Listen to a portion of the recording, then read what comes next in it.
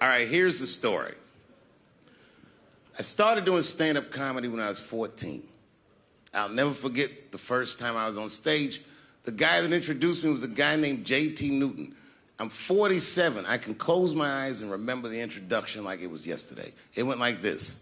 Ladies and gentlemen, this next young man coming to the stage is starting his comedy career tonight. Who knows? We may be witnessing the birth of a star. Please welcome Dave Chappelle.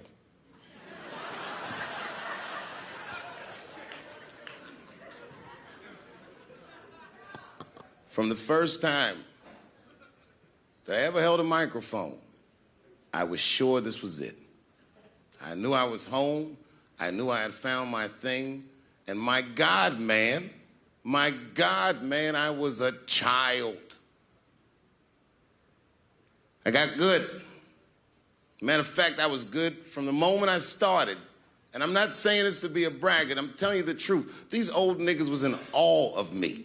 How is this little boy so poised? They used to say. I was. I mean, you know, I got better, but it started out good. About a year into it, when I was 15 years old, I had written a joke during the AIDS epidemic about having a Goodyear condom. Something, I don't even remember the joke. Something about an industrial strength condom by Goodyear.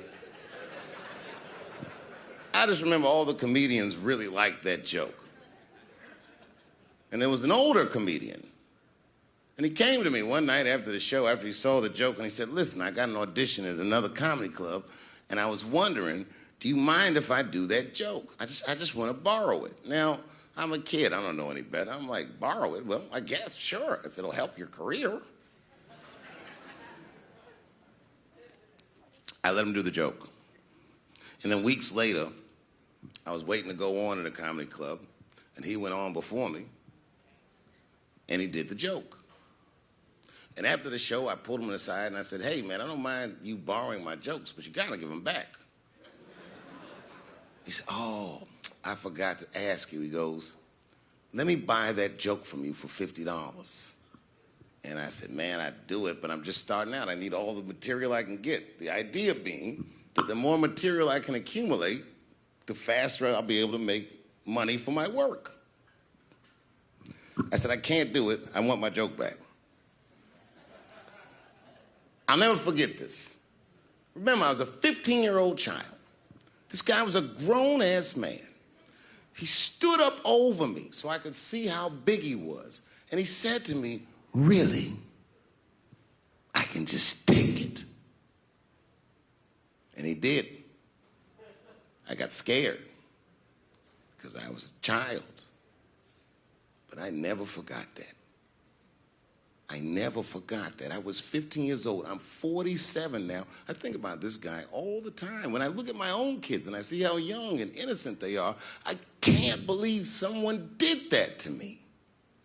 And I don't think about it every day because that was the worst thing that happened to me. I think about it every day because that was the first time that someone ever did that to me. But in my career, it has happened many, many times since, where someone would intimidate me or scare me and take something that I believe was mine. I'll tell you another story. Now I'm 18 years old. I'm living in New York City, and I just finished my first road tour, which was a very difficult tour. I'll spare you the details. Now I'm back in New York, but my rent is paid, thank God. And I have $60 to my name, and a woman that I had met in Pittsburgh, a bad Dominican bitch,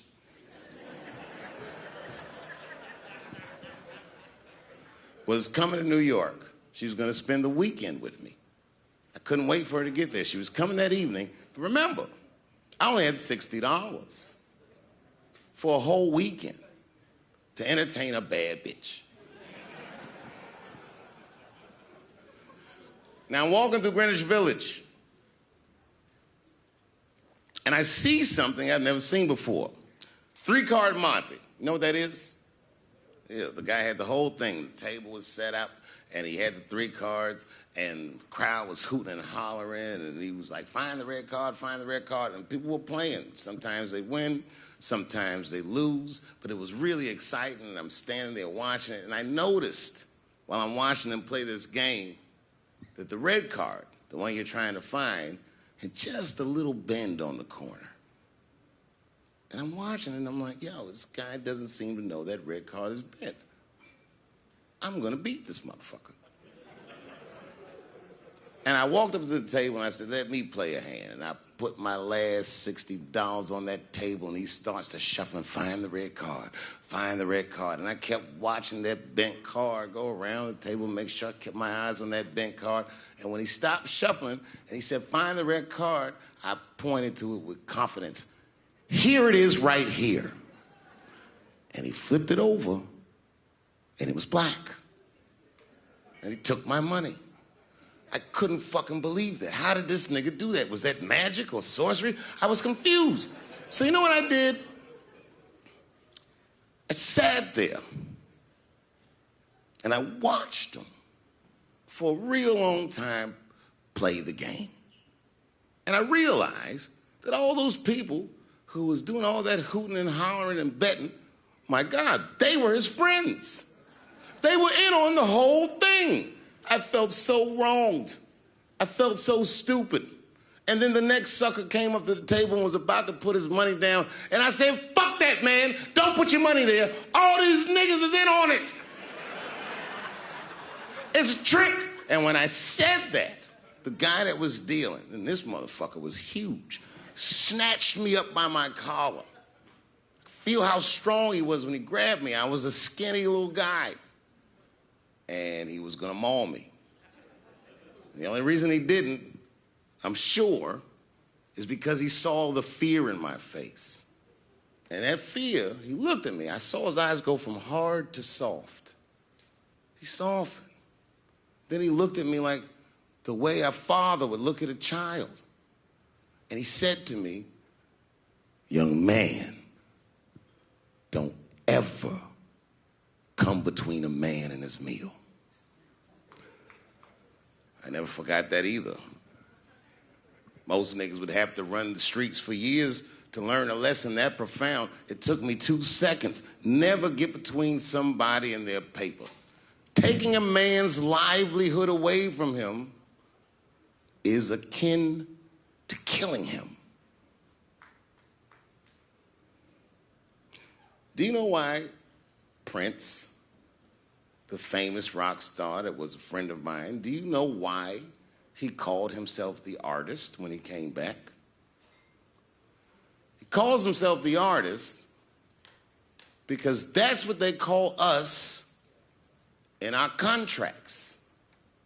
Oh, these contracts are crazy. You should hear the terminology they say in these contracts. To use your name and likeness in perpetuity throughout the universe. Who the fuck could possibly know what that means? Nobody does. It's so complicated, in fact, that when you're a kid like me, you have to hire somebody to tell you what that means. And you sit down at a table and you do the contract game. And that's how I got with Comedy Central. I signed the contract. But I signed the contract the way that a 28-year-old expectant father that was broke signs a contract. I was desperate. I needed a way out. And it wasn't good money and it wasn't good circumstances. But what else am I going to do, I said. And all these white people sitting at that table told me, trust us, Dave, it's a good contract. And I looked around the table and they all seemed to agree it was a good contract. But what if it was like that game of 3-Card Monte? What if they were all friends and I didn't know it? And the bag of money was Iceberg's money in the first place. What was I talking about? What was I trying to tell you? Last week, 2 weeks ago, whenever it was, I called Lauren Michaels. and I tell them, okay, I'll do it. I'll do Saturday Night Live on election night, and the day I made that phone call, the day I committed to it, it gets announced that Netflix is streaming Chappelle's show. Not just Netflix, HBO Max is streaming it too. Let me tell you another story about HBO. No, hear me out. Did you know, before Chappelle's show was at Comedy Central, I pitched that show to HBO. I told them what I wanted to do. Now, these are executives. All they have to do is say, yeah, we'll take it, or no, thank you, we won't. But they didn't say either of those things. They went too far. They said, literally, what do we need you for? That's what they told me, as they kicked me out of the office. What do we need you for? And here we are, all these years later, and they're streaming the very show that I was pitching to them. So I'm asking them, what do you need me for?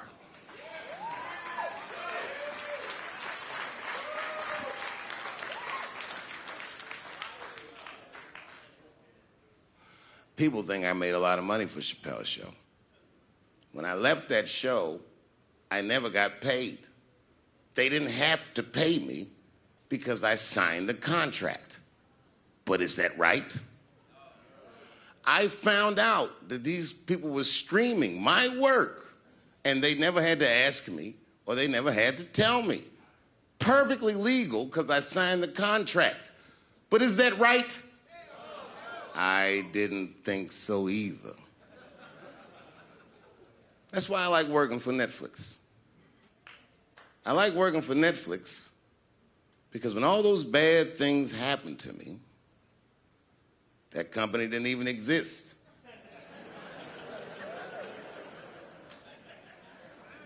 And when I found out they were streaming Chappelle's show, I was furious. How could they not know? So you know what I did? I called them and I told them that this makes me feel bad. And do you want to know what they did? They agreed that they would take it off their platform just so I could feel better. That's why I fuck with Netflix, because they paid me my money, they do what they say they're gonna do, and they went above and beyond what you could expect from a businessman. They did something just because they thought that I might think that they were wrong. And I do. I think if you are fucking streaming that show, you're fencing stolen goods. They stole that from me. They just took it. And I'm not up here trying to tell you guys that I believe that Comedy Central gave me a raw deal just because I'm black. I believe that they gave me a raw deal because this fucking industry is a monster. It's the same monster that these Me Too bitches was trying to tell you about. But they hate the monster for how it fucks. And I hate that monster for how it eats. But my God, man, it's the same monster. When I quit the show, all my friends would say, well, fuck them, Dave. Why don't you just do Chappelle's show at another network? Yeah. And why doesn't a slave run from one plantation to another plantation? Because the master over there might be nicer. My God, man, I was trapped. You know what? Tell you the truth. I've even thought about coming back and doing another Chappelle show. Well, but if I do, I can't call it Chappelle's show because my name and likeness is being used by them in perpetuity throughout the universe. It's in the contract.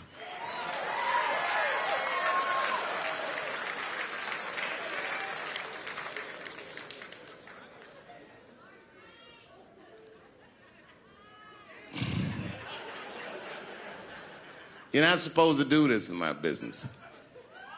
I'm up here doing something that nobody else in this business has the balls to do. I'm telling you something that you need to know. I'm trying to explain to you what you're seeing. You don't understand what you're seeing. I am publicly flogging a network. And I know that this network niggas, they watching me and they saying, why are you doing this so publicly? Doesn't feel good to be flogged publicly. Oh, believe me, I know. I know exactly how that feels. When I quit my show, they said I was crazy. What was crazy about it? I just didn't want to do it anymore. They said I smoked crack. That's impossible. I was a devout Muslim. I didn't smoke or drink. But I do now, bitch, because you ruined my fucking life. Now it's their turn. This is their first nigga lesson, and I'm honored to give it to them. They're gonna pay me for this show. I called my agent. I said, is there anything I can do about this show? And he said, no. Well, fuck you too then. If you want something done right, I guess you got to do it yourself. So I'm not going to the agents. I'm coming to my real boss. I'm coming to you. I'm begging you. If you ever liked me, if you ever think there was anything worthwhile about me, I'm begging you. Please don't watch that show. I'm not asking you to boycott any network. Boycott me. Boycott Chappelle's show. Do not watch it unless they pay me.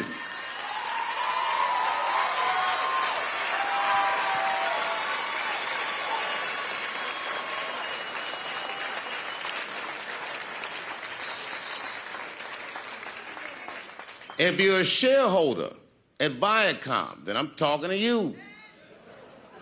Because all that shit that they do to us, well, they do everything for their shareholders. That's what they told me. So if you're a shareholder in that company, tell them it's wrong. And if you don't believe that it's wrong, then fuck you too. You